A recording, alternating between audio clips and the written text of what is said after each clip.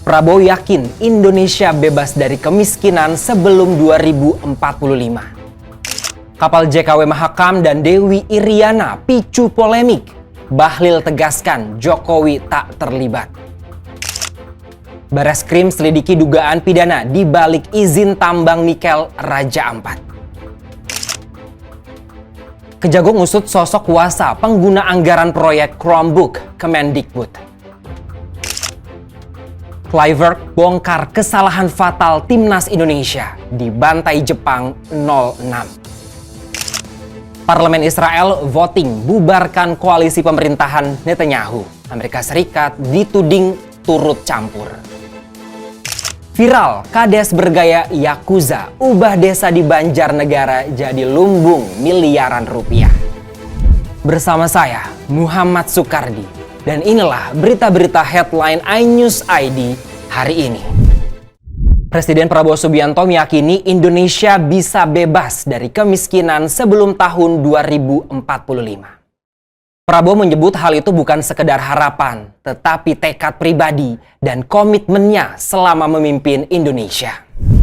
Presiden Prabowo menegaskan target ambisiusnya itu saat menghadiri acara pameran Indo-Defense di Kemayoran, Jakarta. Dalam pidatonya, Prabowo mengatakan optimisnya itu didasari pada analisis dan perhitungan yang realistis. Namun untuk mencapai target Indonesia bebas dari kemiskinan sebelum 2045, Prabowo menekankan pentingnya membangun sistem pertahanan negara yang kuat. Prabowo menyebut pertahanan bukan hanya untuk menangkal ancaman luar, tetapi juga untuk menjaga stabilitas dan kesejahteraan nasional. Prabowo mencontohkan bagaimana lemahnya pertahanan di masa lalu membuat Indonesia harus mengalami penjajahan panjang dan kehilangan kekayaan, politik, serta stabilitas sosial. Menurutnya, pertahanan yang kuat adalah fondasi bagi kemerdekaan dan kesejahteraan. Dengan membangun pertahanan yang kokoh, Indonesia akan memiliki posisi yang aman untuk terus tumbuh dan sejahtera. Nama kapal JKW Mahakam dan Dewi Iriana mendadak viral karena dikaitkan dengan Presiden ke-7 Joko Widodo dan tambang nikel di Raja Ampat. Namun, Menteri SDM Bahlil Lahadalia membantah keras tuduhan tersebut. Menteri SDM Bahlil Lahadalia mengatakan izin tambang nikel di Raja Ampat telah terbit jauh sebelum Jokowi menjabat presiden. Menurutnya, 4 izin usaha pertambangan bahkan dikeluarkan pada 2004 dan 2006 saat izin masih menjadi kewenangan pemerintah daerah. Isu ini mencuat karena kapal pengangkut nikel bernama JKW Mahakam dan Dewi Iriana mirip dengan nama Presiden ke-7 Republik Indonesia, Joko Widodo, dan istrinya Iriana Jokowi. Namun Bahlil menegaskan kapal itu tak ada kaitannya dengan Jokowi. Ia juga menyebut PT GAC Nikel telah beroperasi sejak era Orde Baru. Sementara Direktur The National Maritime Institute, Siswanto Rusdi, menyebut penamaan kapal itu bukan kebetulan. Ia menduga nama-nama tersebut digunakan untuk menghindari pemeriksaan muatan oleh otoritas laut. Penamaan seperti itu merupakan strategi bisnis agar kapal tak terganggu dalam operasionalnya. Bareskrim Polri tengah menyelidiki dugaan pidana dalam penerbitan izin tambang nikel di Raja Ampat, Papua Barat Daya. Penyelidikan ini dilakukan usai pemerintah mencabut izin 4 perusahaan tambang karena pelanggaran lingkungan. Direktur Tindak Pidana Tertentu Bareskrim Polri Brigjen Nunung Syaifuddin mengatakan pihaknya belum bisa memberikan banyak informasi kepada publik karena penyelidikan masih berlangsung. Nunung mengakui aktivitas pertambangan hampir selalu menimbulkan kerusakan lingkungan. Karena itu, perusahaan wajib menjalankan reklamasi sebagai bentuk pemulihan. Polisi akan mendalami apakah ada pelanggaran dalam kewajiban ini. Penyelidikan ini dilakukan berdasarkan temuan di lapangan termasuk soal 4 perusahaan tambang nikel yang izinnya baru saja dicabut oleh pemerintah. Pencabutan izin itu diumumkan langsung oleh Menteri Sekretaris Negara Prasetyo Hadi dalam konferensi pers di Istana Negara pada Selasa 10 Juni 2025. Presiden Prabowo disebut mengambil keputusan tersebut setelah rapat terbatas bersama sejumlah menteri. 4 perusahaan yang dicabut izinnya adalah PT Anugrah Surya Pratama, PT Mulia Raymond Perkasa, PT KW Sejahtera Mining, dan PT Nurham. Keempatnya diduga melanggar ketentuan lingkungan hidup dalam aktivitas tambang mereka. Kejaksaan Agung mengusut keterlibatan kuasa pengguna anggaran dalam kasus dugaan korupsi pengadaan laptop Chromebook di Kementerian Pendidikan, budaya, riset, dan teknologi. Dokumen penting dari penggeledahan kini jadi bahan penyidikan intensif. Salah satu yang tengah ditelusuri Kejagung adalah sosok kuasa pengguna anggaran atau KPA yang berperan dalam proyek senilai 9,9 triliun rupiah tersebut.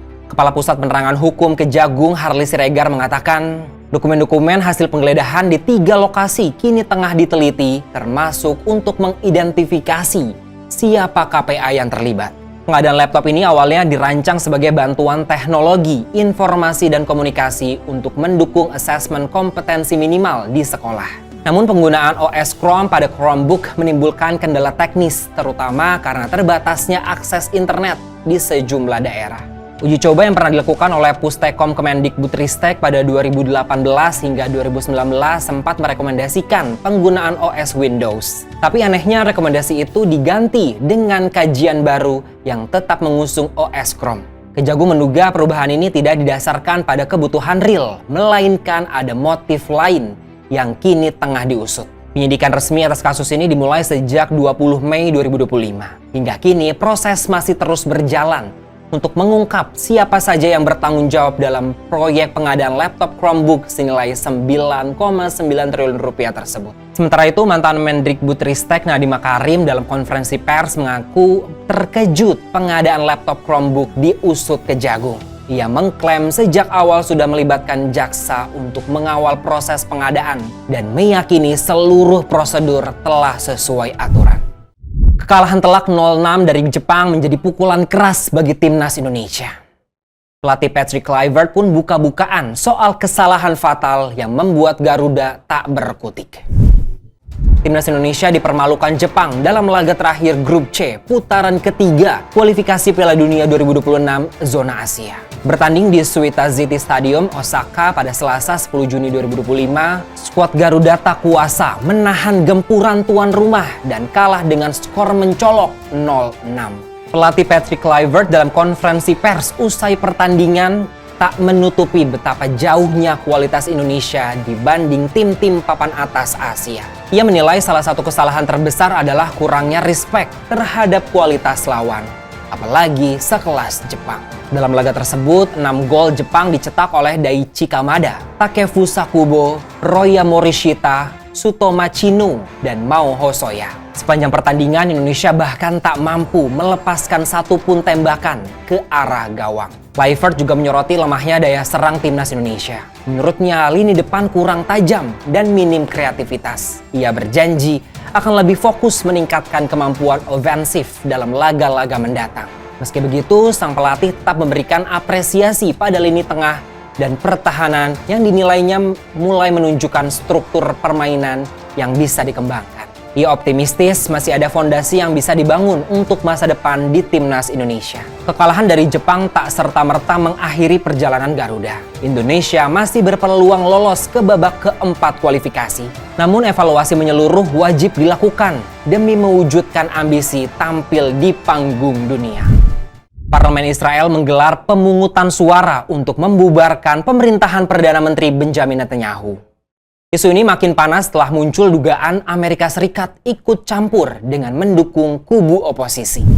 Parlemen Israel menggelar voting untuk menentukan nasib koalisi pemerintahan Netanyahu. Penentuan kini ada di tangan anggota parlemen dari kelompok Yahudi ultra-ortodoks yang kecewa terhadap Netanyahu. Kekecewaan itu dipicu oleh kebijakan wajib militer yang diberlakukan terhadap mahasiswa ultra-ortodoks. Sebelumnya mereka mendapatkan pengecualian berdasarkan undang-undang. Namun Mahkamah Agung Israel membatalkan perlindungan itu sejak 2017 dan pada Juni 2024 memerintahkan agar kelompok tersebut juga ikut menjalani dinas militer. Sementara itu, Menteri Pertahanan Israel sebelumnya menyatakan bahwa 50% pemuda ultra-ortodoks akan diwajibkan ikut dinas militer. Kebijakan ini menjadi sumber ketegangan antara koalisi pemerintah dan kelompok agama yang selama ini mendapat perlakuan khusus. Di tengah ketegangan, beredar kabar bahwa Amerika Serikat mendorong kelompok ultra-ortodoks mendukung oposisi untuk membubarkan pemerintahan Netanyahu. Tuduhan ini langsung dibantah oleh Duta Besar Amerika Serikat untuk Israel, Mike Huckabee. Huckabee lewat pernyataan resminya di media sosial menegaskan Amerika Serikat tak pernah berusaha memengaruhi anggota parlemen dan menghormati hak Israel dalam menentukan arah pemerintahannya sendiri. Ia menyebut laporan media yang menuduh sebaliknya adalah tidak benar dan menyesatkan. Penampilannya nyentrik, penuh tato, dan bergaya ala gangster Jepang.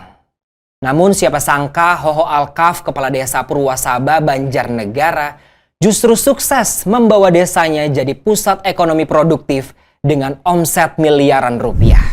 Kepala desa Purwasaba ini pun menjadi sorotan publik setelah penampilannya viral di media sosial. Sejak dilantik saat pandemi COVID-19, Hoho langsung mencari cara agar desa tetap produktif di tengah keterbatasan anggaran. Hoho merintis unit usaha melalui Badan Usaha Milik Desa atau BUMDes Jaya Mandiri, yang kini sukses mengelola sekitar 7.000 ayam petelur. Produksi telur mereka bisa mencapai 4 kuintal lebih setiap harinya dengan pasar utama di Banjarnegara dan Tegal. Tak hanya fokus pada peternakan ayam, BUMDes juga membudidayakan sapi, kambing, rusa, hingga ikan nila dan lele. Semua dikelola secara profesional dan melibatkan warga lokal sebagai tenaga kerja dengan gaji sesuai UMR. Tak berhenti sampai di situ, Hoho kini mulai membangun sektor pariwisata desa. Hoho sedang menyiapkan kolam renang dan kafe unik berbentuk kapal pesiar yang ditargetkan menjadi destinasi lokal sekaligus membuka peluang kerja baru bagi warga. Hoho menyebut semua ini dia lakukan demi kemajuan desa dan kesejahteraan warga. Hoho punya visi, desa harus mandiri dan produktif. Demikianlah berita-berita headline iNews ID hari ini. iNews ID, cepat terpercaya.